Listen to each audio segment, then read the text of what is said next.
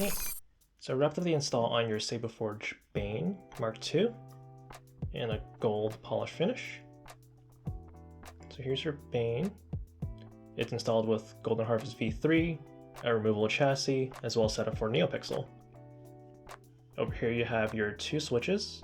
We got our brass switch from the custom saber shop, and a black anodized switch for the auxiliary switch. So to access the internals, just unscrew the pommel, like so, revealing your chassis. So once the pommel's off, you can just slide the chassis out like that. Should be pretty easy. So here's your curved chassis with your Golden Harvest V3 board. We've got a slot for a removable 18650 battery, a protected one. We've got a kill switch over here. That way you can cut power to the board without having to remove the battery. Currently it's in the off position when it's down, and then when it's toggled up, it's in the on position. We've got our 6-rail chassis connector here. This allows the chassis to interface with the two switches, as well as the Neopixel connector in the emitter. We've got our 28mm bass speaker down here. So let's put a battery in here.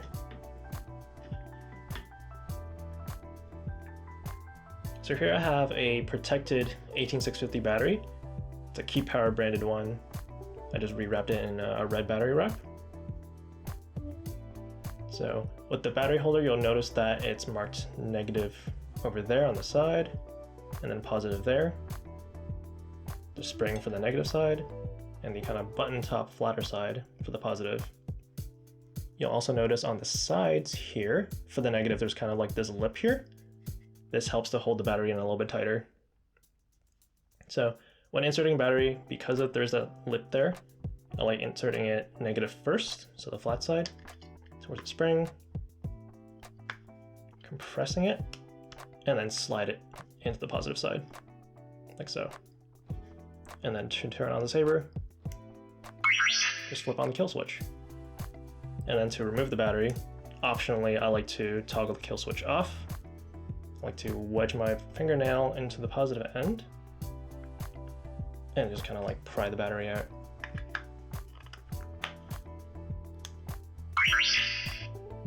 So with this install, I have swing on configured, and there you see the Neopixel accent strip that we have embedded in there. I haven't done any blade styling for the accent strip, so this is just the default style for this effect font, or the blade style. I also have twist off configured.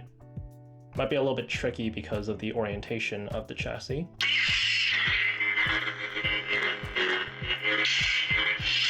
Yeah. So, to insert the chassis into the hilt, make sure the chassis connector is facing inwards towards the hilt. Slide it in. Should be relatively easy, but here there's a little bit of friction. Oh, spoke too soon. Make sure the battery is fully seated. Slide that in. There.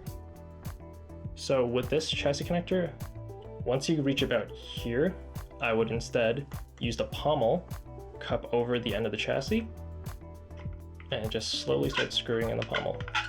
That way you're relying on the pommel to keep the chassis aligned with the pogo pin connectors in there. And then once you reach about here, just tighten it.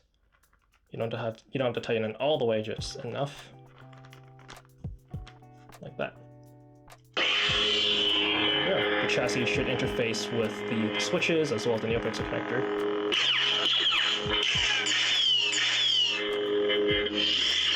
So let's swing on. So let's put a blade in here. So this blade retention screw is an 832 screw. So just loosen that up. Remove the blade plug. And then I have kind of a test Neopixel blade, a short one, just for demo purposes. So when I inserted the Neopixel blade, make sure that the blade is fully seated on the poker pins. Make sure that the poker pins are compressed, and then just tighten the blade retention screw.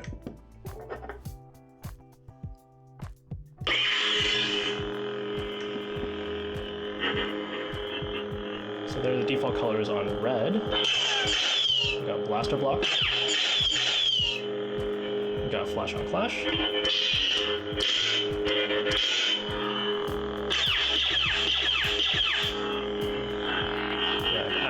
We have smooth swing.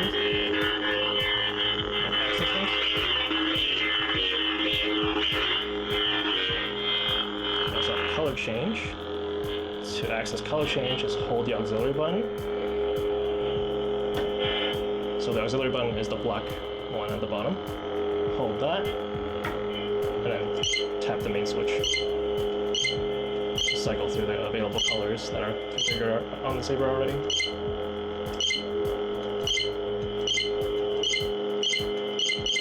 Back to green.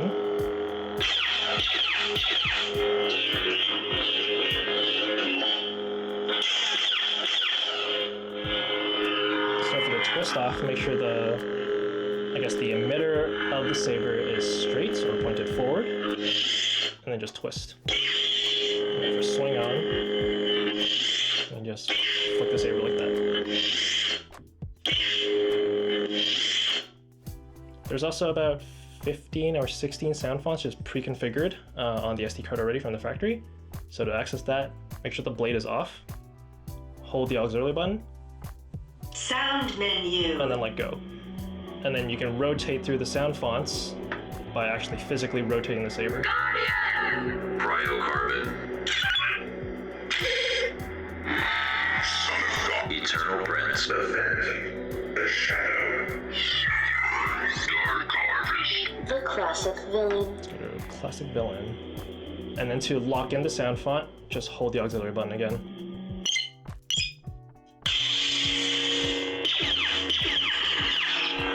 So it's classic villain of Vader font.